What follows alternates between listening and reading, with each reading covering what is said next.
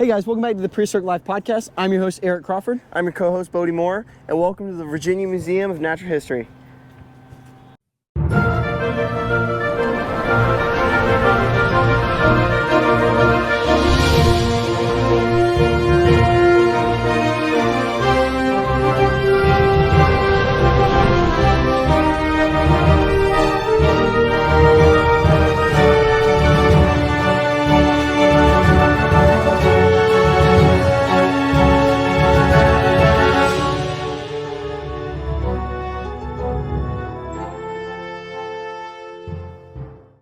So the first thing you see when you walk in is this beautiful Stegosaurus specimen. I'm going to be focusing on the head here first.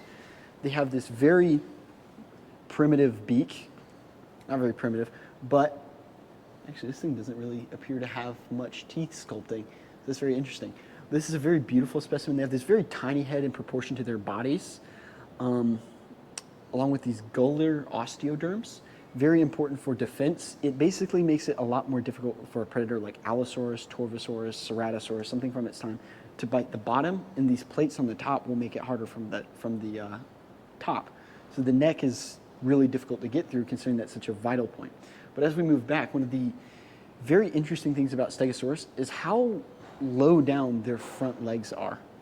They have these very short front legs in comparison to the rest of their body, which is why I personally believe that they would actually rear in some form and use their front legs in some form of wrestling match against potential mating opponents. But if we look on these beautiful plates here, forgot what they were called for a second, there's many theories on what they could use for, but if you look at these grooves here, this is a recreation, so it won't be as prominent as real fossil. But you would have likely had things like blood vessels and things like that going up in there, so they could push blood into their plates to possibly deter predators, to scare off competing mates, to kind of startle something away possibly. But also one of the main ideas of what they're used for is thermoregulation. So when the sun hits the blood in the plates, it'll warm the blood up and circulate throughout the body, keeping the animal warm. So if you come down to the tail end here, Bodie will talk to you about that. So we're going to go over the tail section. So you're going to notice that over on the back there's 4 long spikes concentrated at the tip of the tail. Those are called thagomizers, which that is not an actual scientific term. It was actually invented by a guy who was working for a newspaper. He made the Far Side comics, and the whole story goes, a Stegosaurus killed a caveman named Thag Simmons, and then they decided to name the spikes after that killed caveman. So rest in peace, Thag Simmons, and thank you for giving us the funniest name for a dinosaur body part. I'm Adam Pritchard. I'm the Associate Curator of Paleontology for the Virginia Museum of Natural History. You want me to just talk about my... Anything. Okay. First off, what's your favorite exhibit? Favorite exhibit. It's all of my exhibits are my favorite exhibit. That is not true. I'll show you my favorite exhibit, but I also wanted to show you one of the newest exhibits that connects to my favorite exhibit, which is relevant because it just got installed last week.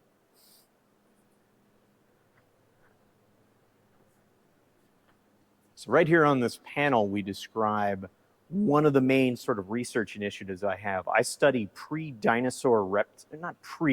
Triassic reptiles that are not dinosaurs. And this was one examining the skeletons of a tiny reptile, just about the size of a squirrel, called Tannytrachelos, which has an absurdly long neck, very weird frog-like limbs, gigantic eyes, and all the specimens preserved are just flat slabs of rock with relatively crushed bones. So no one's really delved into them in 3D. So we did that. An intern of mine, Joshua, did basically 3D modeling of all of the individual bones of Tannytrachelos, and it's currently still being worked on as a scientific publication, but the main product of that research was the first sort of 3D reconstruction of the animal, pulling out all of those individual bones and making them into models. Wow, does it have any connection to Tannystropheus? Yeah. No, it's a Tannystropheid one of the things that's really cool about that group is Tanystropheus is usually viewed as this isolated example of this absurdly long-necked lizard-like animal, kind of a weird island of diversity in the early part of the age of dinosaurs. But the reality is it belongs to a very large and successful family of long-necked reptiles. Tanystropheus itself is stupid big. It's the size of like a minivan. Whereas Tanystropheus, this model is actually 2.5 times the size of a normal one. That's about what they reached in terms of life size. It's tiny. So this group, some of them are land dwelling, some of them are like freshwater aquatic. This came from a lake deposit on the Virginia-North Carolina border. And Tanystropheus, Could they have possibly been similar to some kind of half marine, half land base going on and off? the beauty of the group is like originally Tanystropheus comes from like marine deposits. Okay, Coastal, if not just purely marine. So that was that's what they did, Tanystrophiids. And then we started finding them deep inland in environments like the Chinle Formation in Arizona, Wow, New that's Mexico. really far Yeah, from right. the coast. But that's what they look. That's what they are. Like definitively, they share all the right like anatomical quirks of especially the vertebral skeleton to show that's what they are. And then we knew they're present in these lake deposits, so they're marine, they're freshwater. So any limitations we put on them in terms of they go here, in terms of what they could do ecologically, what kind of environments they could fit in, they just break those boundaries as soon as we find another one. It's a really weird group of lizards that just kind of do whatever they need to. Indeed. Nature's so weird. Yep. And the actual favorite part of my favorite part of the exhibit is back here. So Tanystropheus comes from a specific deposit, as I mentioned, on the North Carolina-Virginia border called the Solite Quarry, now known as the Luckstone Eden Quarry because properties, changing names, changing owners, makes things really, really simple.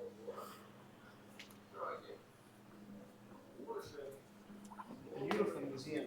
Thank you.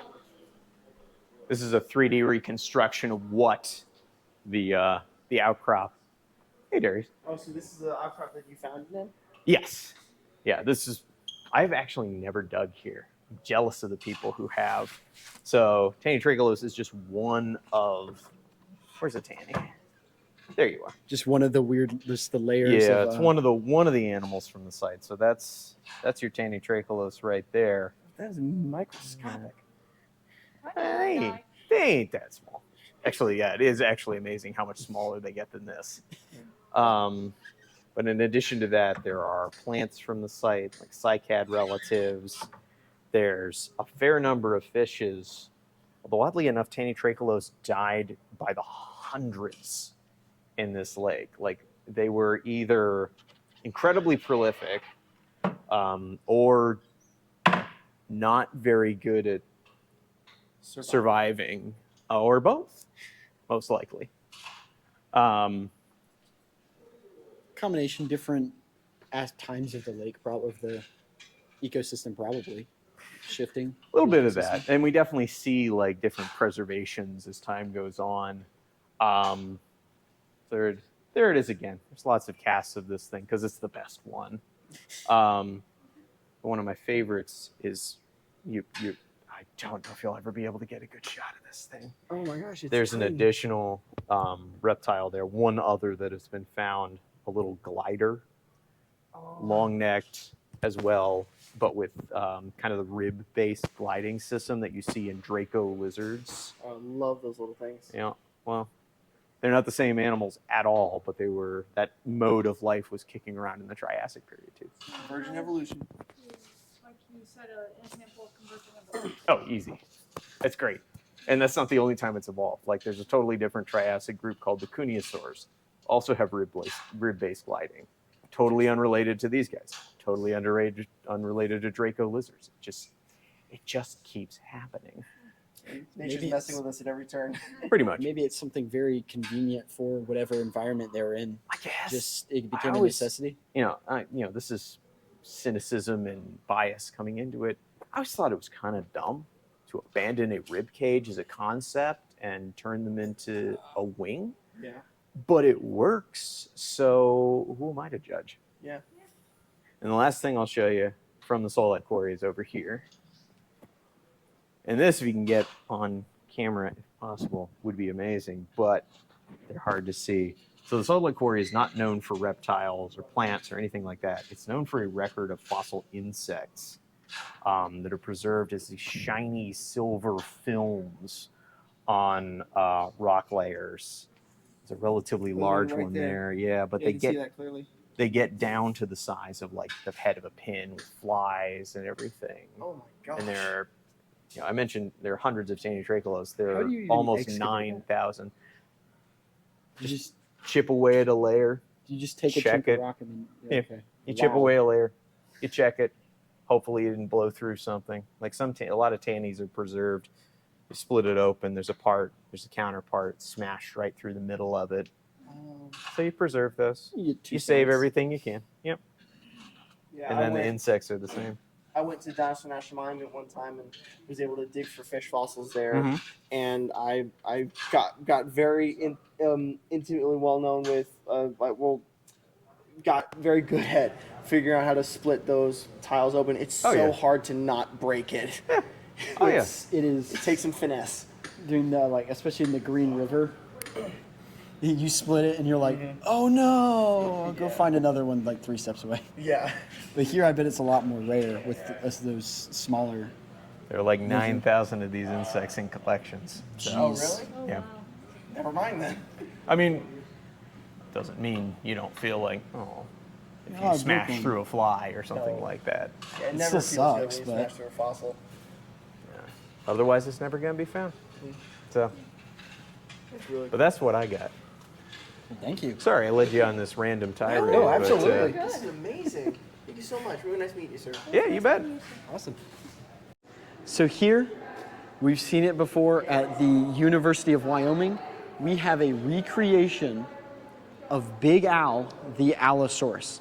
One of the biggest indicators that it's Big Al is A, says it's Big Al, but get close here. Get real close here. Is that giant toe pathology right there. Big Al famously broke his toe and it got horribly infected and he was unable to move.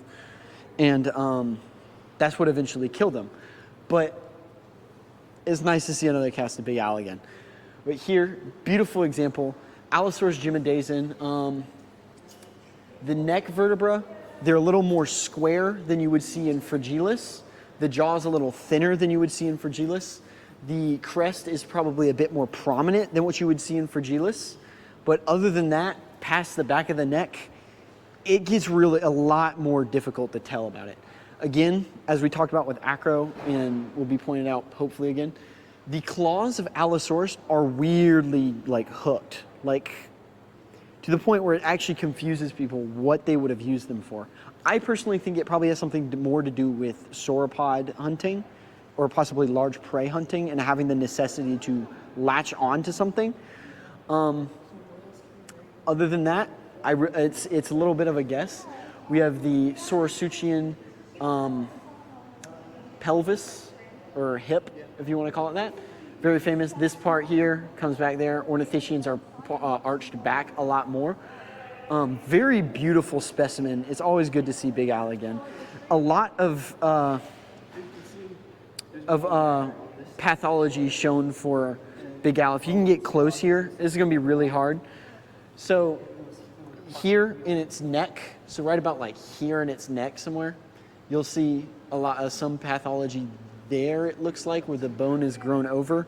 You have some in the shoulder, in the hip, especially on that rib right there. You can see a good pathological regrowth of bone there. On the tail, that's probably right there. You'll see some bone growth. It's a little less than what you would probably see on the toe or on that rib right there. But Big Al is very famous for his pathologies.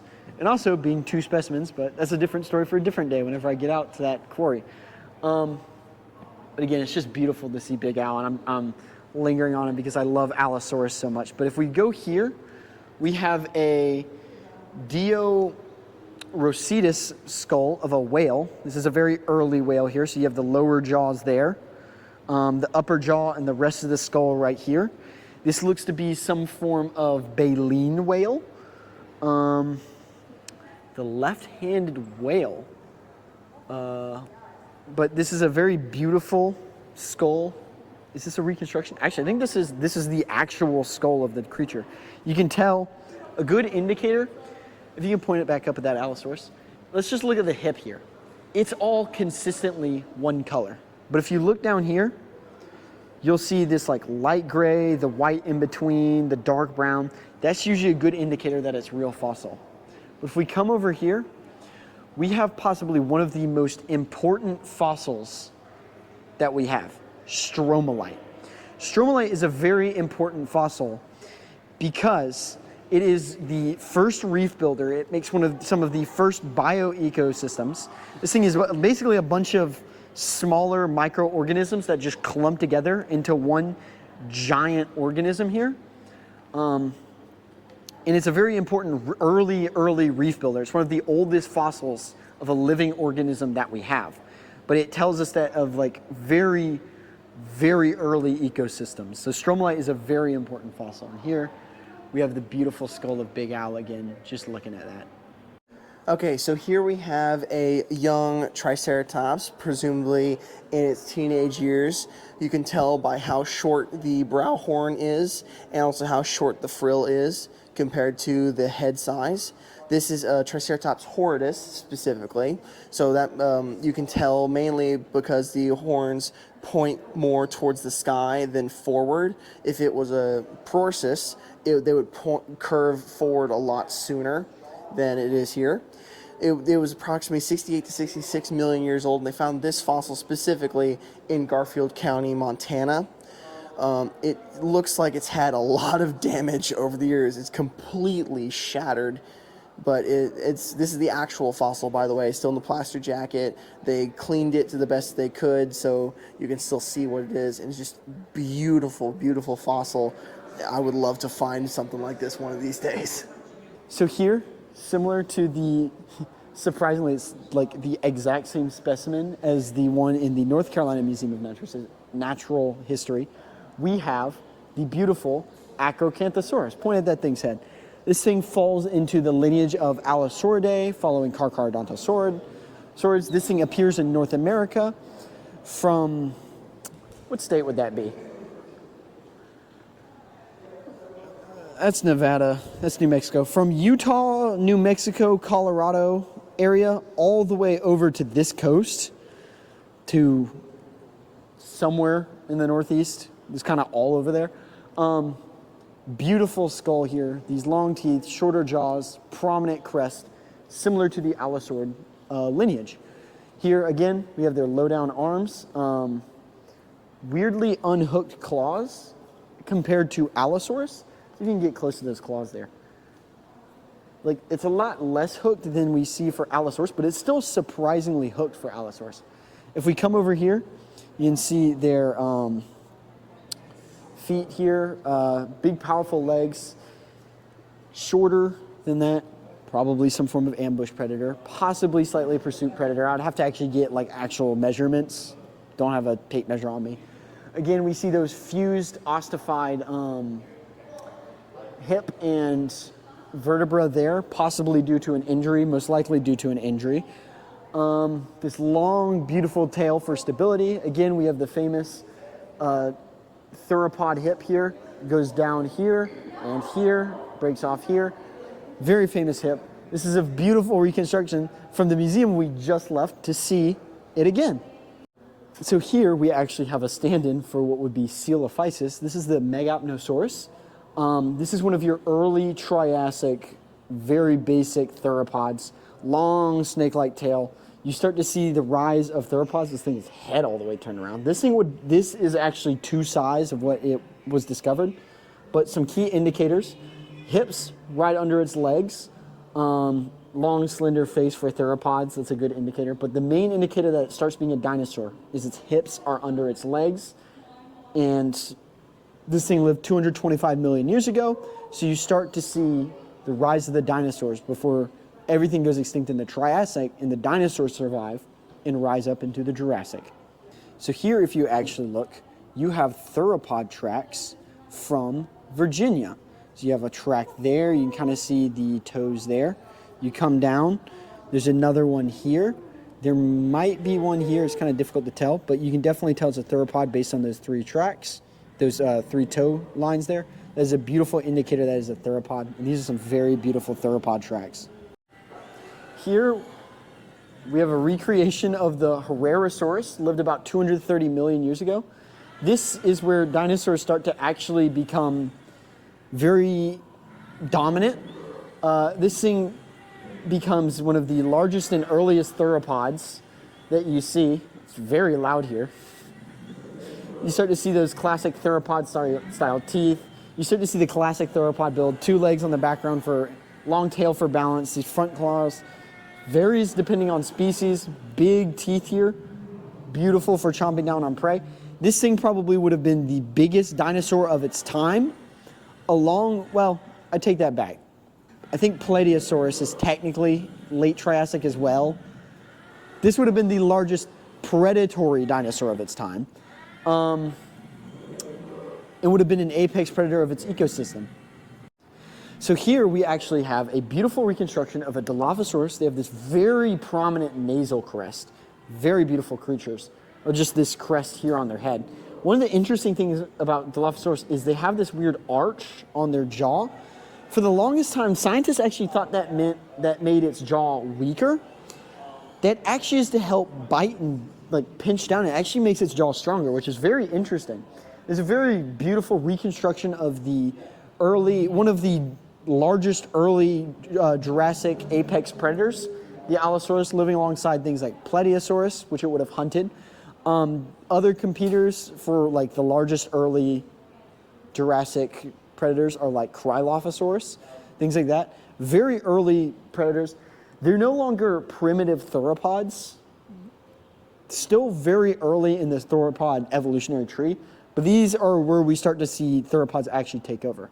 And then here we go to the late Jurassic, where we have sauropod here, 150 million years ago during the late Jurassic. These happen to be, they literally just call them sauropod. I guess they couldn't identify the species. If I'm looking at it, I'm Bighorn County. If I'm going to take an educated guess, I would say either Diplodocus or Diplodocid or Apatosaurus. I would lean towards Apatosaurus personally. But they have this vertebra here. These are all tail vertebrae that show the different size of the tail vertebra. Here would be further closer to the hip. This is about the middle of the tail. This is about the end of the tail. And you can see how these really big, thick, bulky tails get really thin. But as we go over here, we actually have dinosaur skin. These are fossilized samples from Wyoming of dinosaur skins. Fossilized keratin. Does it say what these are from? Of course they don't say what it's from. A sauropod. Hey! These are specimens of sauropod skin from Wyoming. You can see some of the scale patterns on there. A lot of the little outlines of scales and things like that. That's a beautiful representation of this skin there. We walk past our beautiful Dilophosaurus here, 186 million years. And we go to the early example of the first arguable bird. Some people say it's a bird, some people say it's a dinosaur. I've never really heard anybody call it a bird, so I don't really know why we're having that debate, but I do find that funny. But you start to see the rise of bird-like features. Feathers, you start to see the traditional bird-like hip. Feathers are the biggest giveaway. Taloned feet are kind of there for most dinosaurs. Here you have the keel, or this giant chest muscle of a pigeon. Archaeopteryx does not have that. That probably means it was not capable of powered flight, but more soaring and gliding. One of the biggest indicators, two of the biggest indicators that it's a dinosaur is it still has a tail and it still has teeth. That usually gives away that it's still a dinosaur. Whereas pigeons here, you'll see that their fingers, also his fingers are elongated to probably give it more wing. But if you look here, its entire forearm is elongated. That's what gives them powered flight, along with that big old keel that has a lot of capacity for muscle attachment, which helps with powered flight. If we come over here, we start to see that continuation into the Cretaceous period with things like Velociraptor, Mongolianus, and Dromaeosaurus albertinus. These are your very, very definitely dinosaurs, but still ancestors to birds.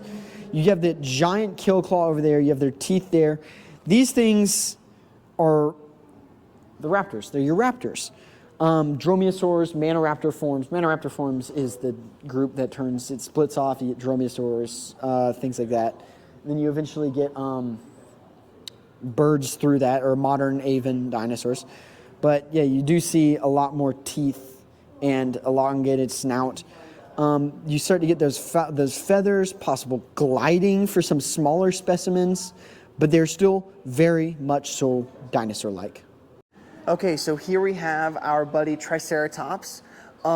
This is one of the species. This is specifically the species Triceratops horridus.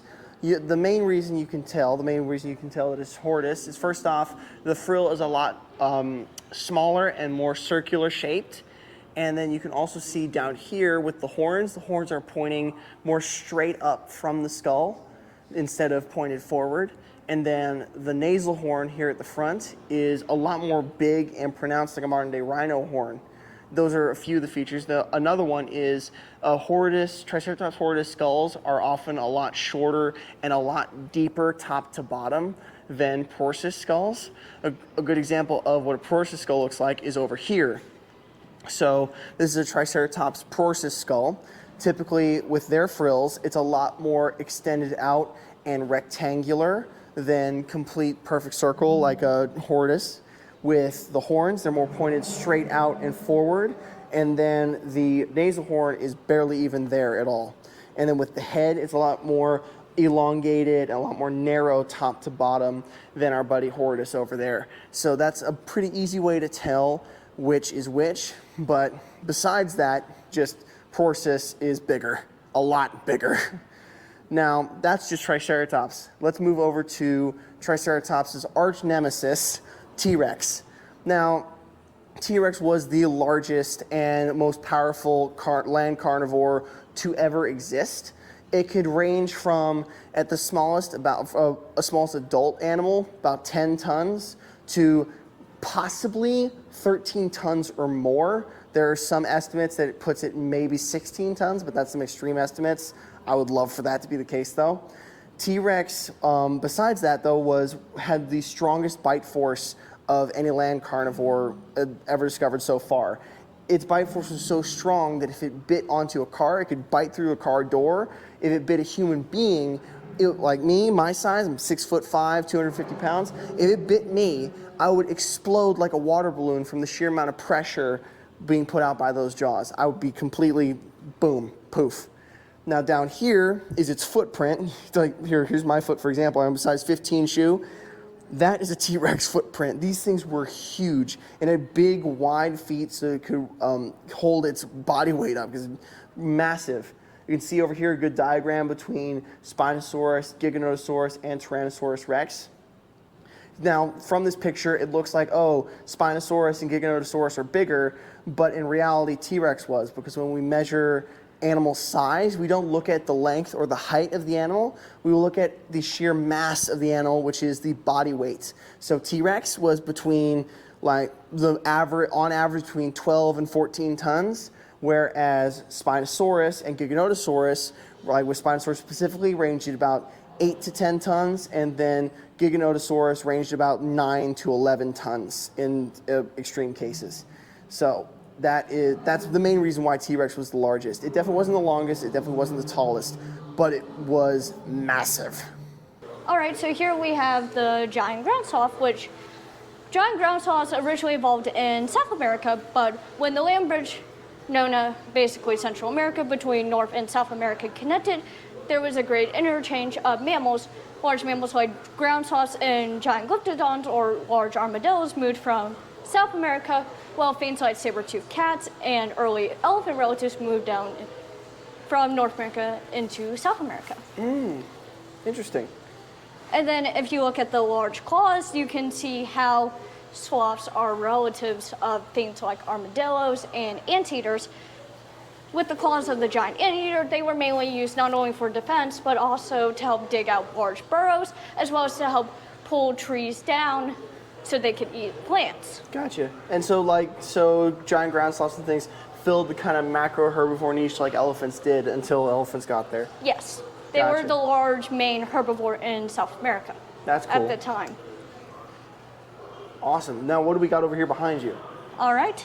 Here we have a femur of a giant ground sloth. If you see, it's relatively short, but compacted but sturdy, so they were able to support their large body weight. Gotcha. And then, what's that in the middle there?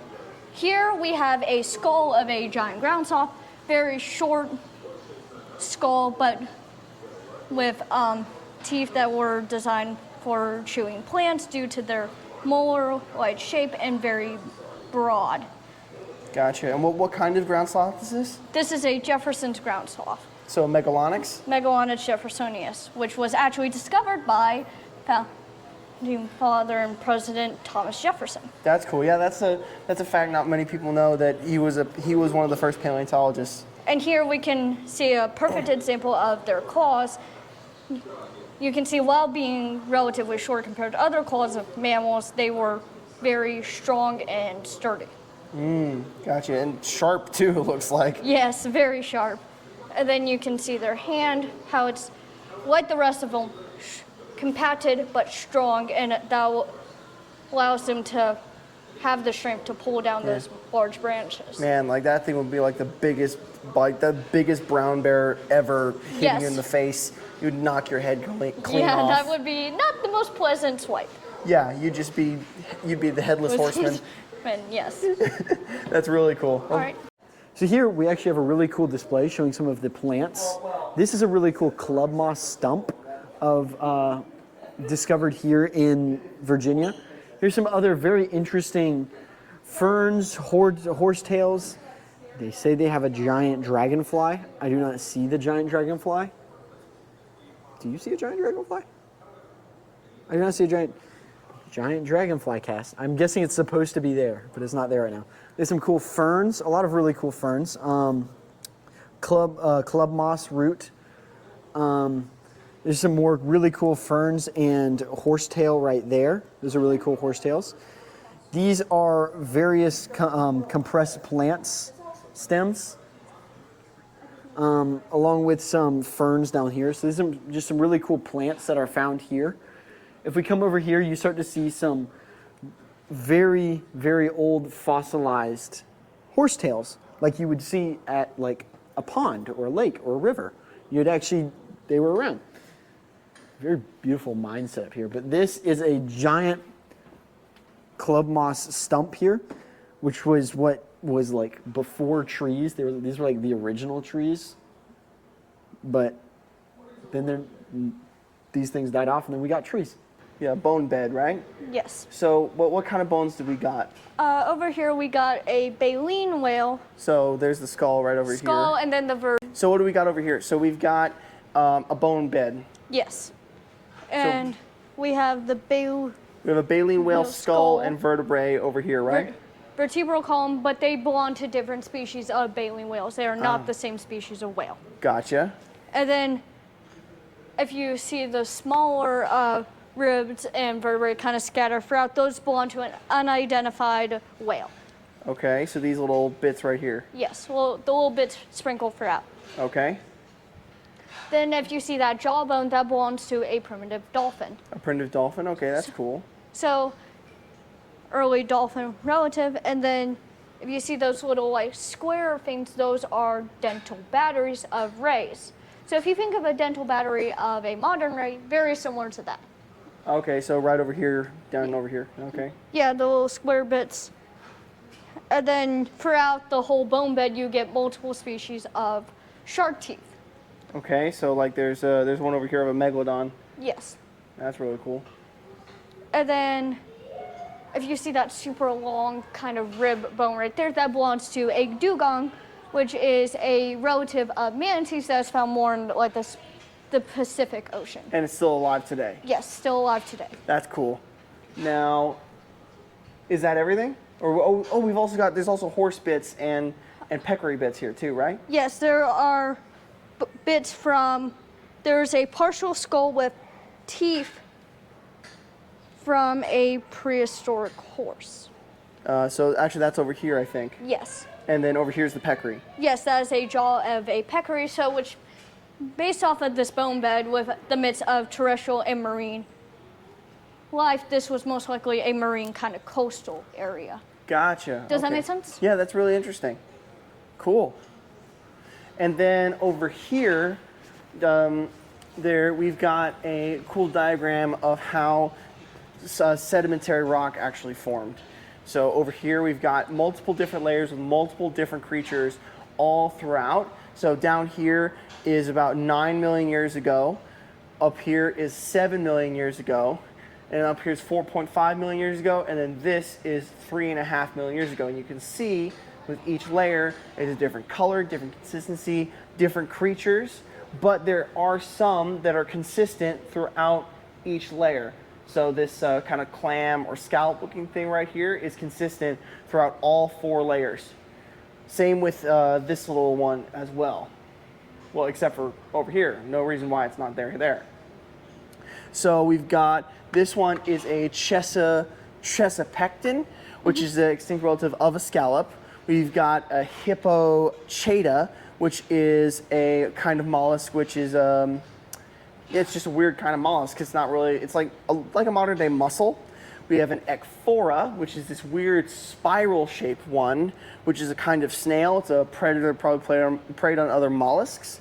We've got a Dolarca, which is right here. So those mollusks are warm water bottom feeders related to modern arc shells. We've got a Placopeton, which is a large free swimming scallops that moved around in schools like fish, which is really weird. Like seeing a bunch of those in one little place through the water column. If you've seen how scallops move, they almost kind of move with that like almost butterfly like. Yeah, so weird. And then over here we've got Austria, which are oysters, which most people like them. My dad likes them. I don't know why people like to eat those. Yeah. They're weird to me. Yep. But yeah, that's typically how over time different time periods get broken up. And with geology, you can actually see the little sections where the sea has receded during during high tides. You can see right here, there's a break, there's a break up there. You can see those in the sedimentary rock. Yep. Really cool. So this is this is a phytosaur, right? Yes, Phytosaurs. So what was it? Phytosaurs was part of Archosaurus. Archosauromorpha, right? Yes, Archosauromorphae, where they are a more distant relative of things like crocodilians, dinosaurs, and eventually birds, but they are not a true crocodilian, what we think of today. So they're their own group. They're their own group, yes. The reason why they look so similar would be due to convergent evolution, where they live very similar lifestyles without being very closely related to each other. Gotcha. So they copied each other's homework. Yes, basically, yes. That's really cool. It's like everything about them, they like crocodiles copied their homework, they copied crocodiles' homework, everything except for the head. Yes, the skull. What is going on Okay, here? the skull is very unique.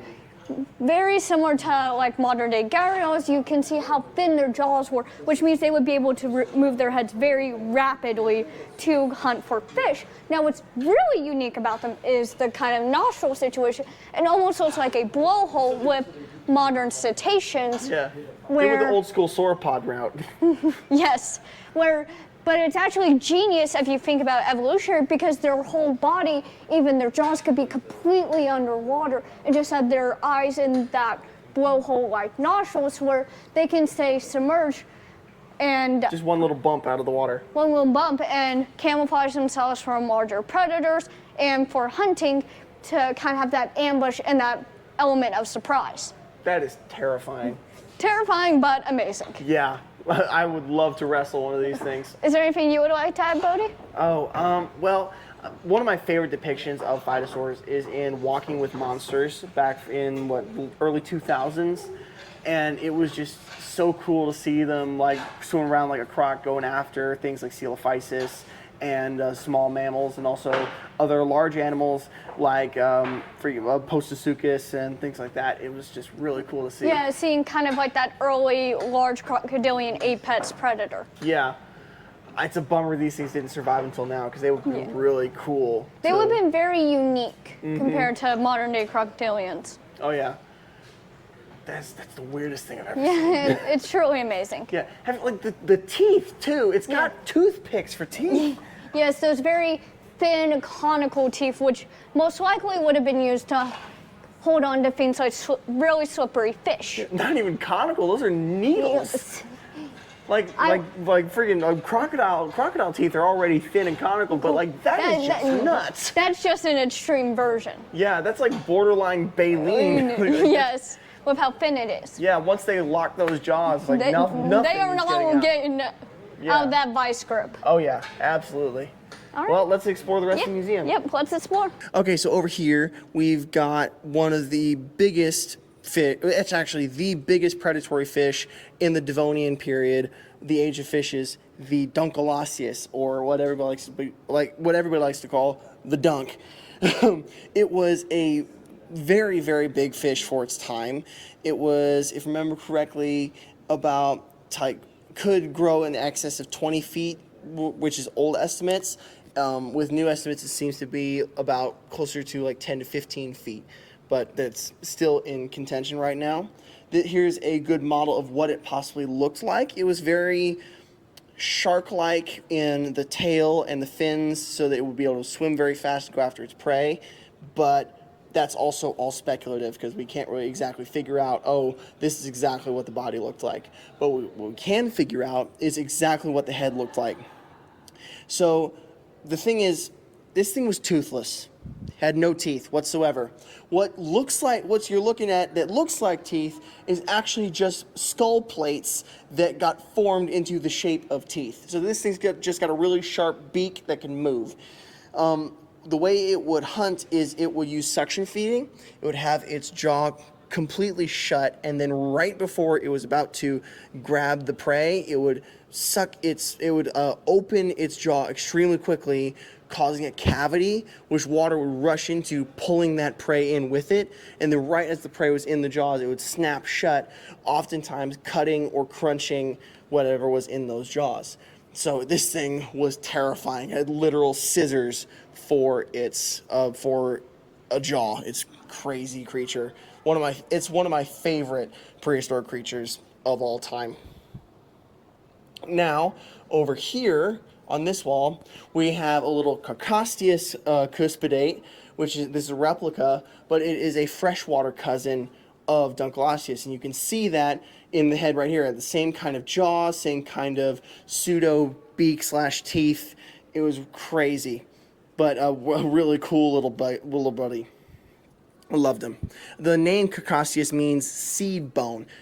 I don't know why they named it that. I'm gonna have to do some more research, but it's a really cool name for a really cool animal. So here we actually have a beautiful pteranodon, a very famous pterosaur from the during the Mesozoic era.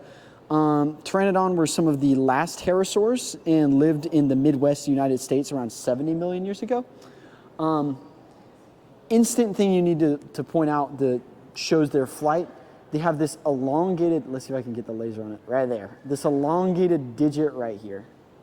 That's their fourth finger that is extremely elongated. Wow, this is really difficult to land. It's their fourth finger that's really elongated. If you look at their chest, they have a very thick chest muscle or chest bone right there for muscle attachment to make that chest very wide so that they can actually flap those arms and get off the ground. Their bones would be hollow, very lightweight, so that they could actually lift off the ground. One of the things that's interesting about Pteranodon is this giant beak right here. Most likely meaning it was of some sort of fisher, would have gone for fish or something like that. Been near marine areas like that. This is an instant good indicator. So for Pteranodon right off the bat, if you look at this crest right here, good indicator that it's a male. It's sexual dimorphism. Females will have a shorter, more rounded crest. This one is a very largely elongated, pointed crest.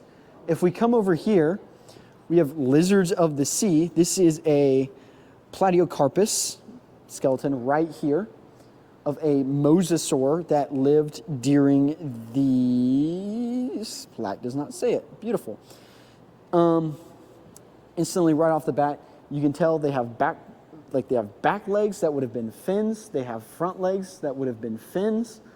Very thick, elongated phalanges and, well, tarsals and metatarsals, but phalanges in general. I just realized something. These are being held up by scissors. They're being held up by scissors. Those are parts of scissors. That's very interesting. That's very crafty. But they have this very large, flat, robust tail that would have a lot of muscle attachment, which would be their main form of movement.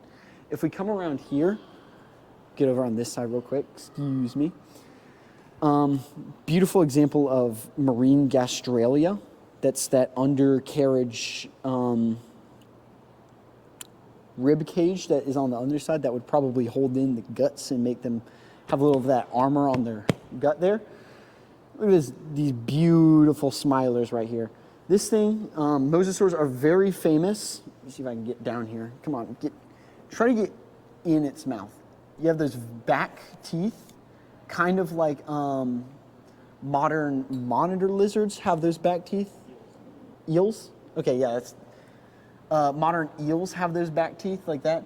That's for holding on, whenever they bite prey and they hold on to it, they kind of keep the prey in the back of their throat just pinned down and crunched. It's a very beautiful little smiley guy right here. Very thick, pointed face too. If we turn around here, there's some other really cool things from the age of marine reptiles. Some really cool shark teeth here, goblin sharks, Guinness sharks, mackerel sharks, shell crushers. They have very rounded teeth. Crow shark teeth. Here we have evidence of a shark bite from a pronunciation of these things ever? No. Phaticnus fish, which right here we have those jaws, like these giant, we call those X-fish for simple, because nobody wants to pronounce that abhorrent name because Latin sucks sometimes. But we have this giant X-fish here, which would have been just a giant predatory fish that ruled during the Western Interior Seaway. We have some evidence of a shark bite right here. If you look right here, you can get close there. Right there is where the shark bite would be. Now, if we turn here, we also have our mosasaurs and our tylosaur. Right here, we have our beautiful tylosaur, which is one of, if not our largest mosasaur. I think Mosasaurus rex, or a Tylosaurus rex, which is a tylosaur, is with that. I think there's other species of tylosaur too. This skull is the same mosasaur as this skeleton, if I'm not, yes, it's the same mosasaur as this skeleton right here, this Plateocarpus. This is a really cool skull reconstruction right here, because you have the real bone here, you can see those multicolored parts, and it's filled in with some of those recreation or those casts. But here we have this Tylosaurus again. We have a lot smaller, fuller reconstruction with flukes, which are very awesome. Now this is one of the interesting things about mosasaurs. It is debated if they're closely related to snakes or monitor lizards. This head looks very monitor lizard-like, but if you look at their body, their snake-like body, this long, powerful snake-like body, that's more snake-like. Those under the jaw things, probably closer to a snake than it is a monitor lizard, but these arms, clearly a monitor lizard. Snakes don't have arms. But this head is a very awesome and beautiful reconstruction of this Plateocarpus that would have, like a reconstruction of like skin and scale like that.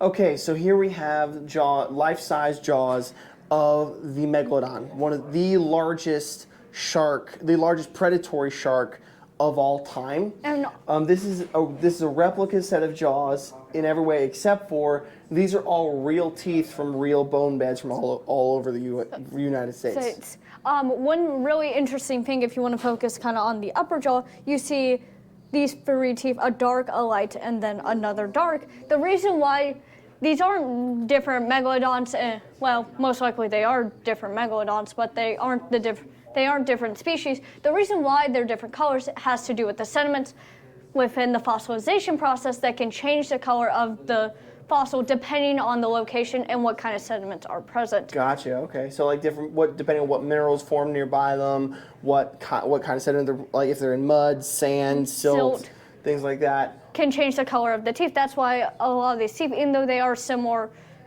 colors, like with being really dark, there are slight differences in coloration.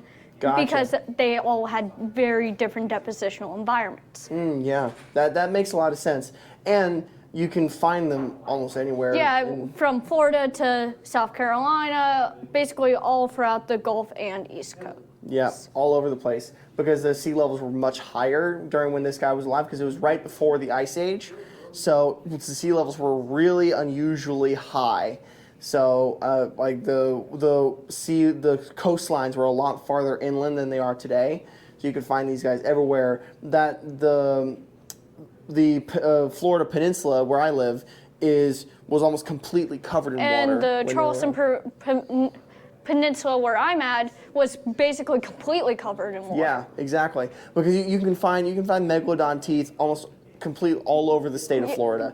And all over Charleston, too. Very inland in South Carolina. I mean, some haven't even been found as far north as, like, Columbia, very inland in South Carolina. Yeah, it was nuts.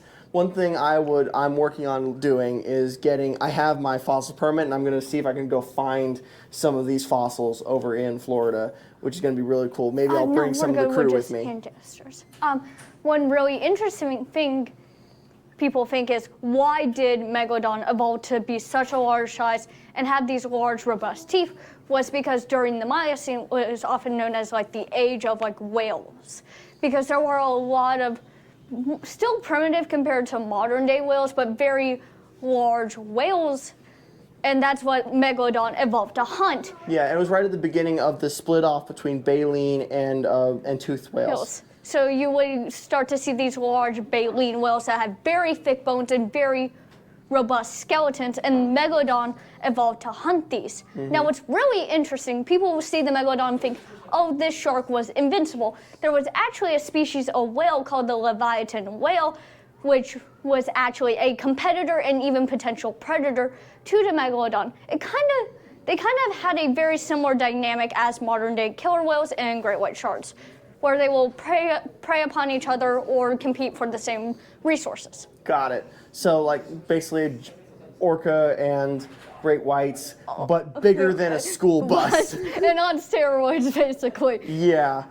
that's insane. I would love to see that battle. It's cool to see sperm whales and stuff out there, and like humpback whales going up against orcas, and like seeing those fights and stuff. But it would be even cooler to see this guy versus Leviathan. Sorry, it's crazy. And a lot of people might be thinking, oh, how do we know for sure? We have actually found fossils of whale bones that have teeth scrapings or scratches that match up with the dental. Even some with teeth embedded in them. That's crazy. See. Well, and also, whales are really the only thing that could sustain a shark of this size. Because, like, just because of how big they are, how much meat they've got and stuff. Yes. Like, there's not another that I know of. There's no other animal that could sustain this thing other than whales. It would eat other things, especially when it was younger. Like younger, they would probably eat like dugongs and dolphins and even turtles, most likely. Yeah, but once they got this size, got full size, they would go mostly for those large baleen whales and even some of the really large toothed whales, even potentially, even though this is highly speculative, juvenile leviathans. I wouldn't be surprised because they sometimes go after juvenile whales. Sometimes great whites go after juvenile whales. Sometimes, so rarely. But yeah, that would be crazy. To see that predator versus predator dynamic. Do we want to move to over here, or are we just? Sure, yeah. Now, what we've got over here is multiple different kinds of shark teeth. So we've got a ray dental plate over there. We've got an extinct tiger shark, lemon shark, copper shark. We've got megalodon in the top center. Below that, we've got a cow shark, which are still alive today. And then we've got a mako shark in the top right, snaggletooth shark, and sand tiger shark. One thing I'd love to point out is you can see that the megalodon and the mako shark are very similar teeth because they were close relatives. Megalodon was a large relative of mako sharks. Yes, and as it points out, sand tiger sharks are relatives of great white sharks. They are both in that laminiform shark family. Yeah, it's really cool. Now over here to the left is a fossil bone bed, a fossil still life of the Potomac River from the Calvert Formation during the Miocene, approximately 4.5 to 24 million years ago. So this is when much of eastern Virginia was under the Atlantic Ocean. So we've got fossil scallops found together with neck vertebrae ribs and shoulder blades of an extinct dolphin too, and shark teeth all over the place. Yep. Now what do we got over here? Over here, this would have been like a paleostorm deposit. Basically, these shells were just buried during a storm several million tossed together years during ago. a storm and just buried. And basically, they were just thrown together and they fossilized into this mass of shells where this was found in the James River in Virginia. Wow, that's really cool. Yep. So here we actually have a beautiful modern versus Mesozoic nautilus display, because surprisingly nautilus was discovered alive in the modern age. So we have some beautiful fossilized nautiloids right there. They are early cephalopods, closely related to things like squids, octopi, things like that. But they have these really hard curly shells. Not all of them have curly shells. Some actually have very straight shells. Belemnites is a good example of that. But if you get close here, get off me for that, so you can show these cool fossils here. You have that nautilus right there. This is a modern nautilus shell. These are some very beautiful fossils of nautiloids. All right, we come over here. Gloss over all of that real quick. We got mosasaurs, not mosasaurs, ichthyosaurs. Sorry, my bad.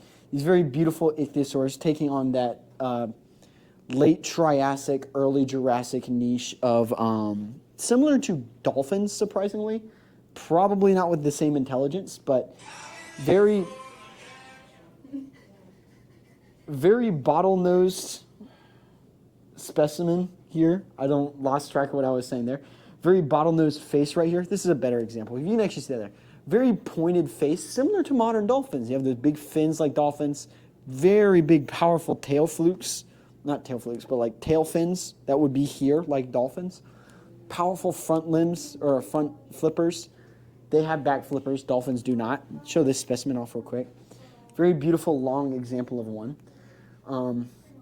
Ichthyosaurs are very interesting. They have these very powerful flippers, help them swim. They'd have giant tail fins to help them swim.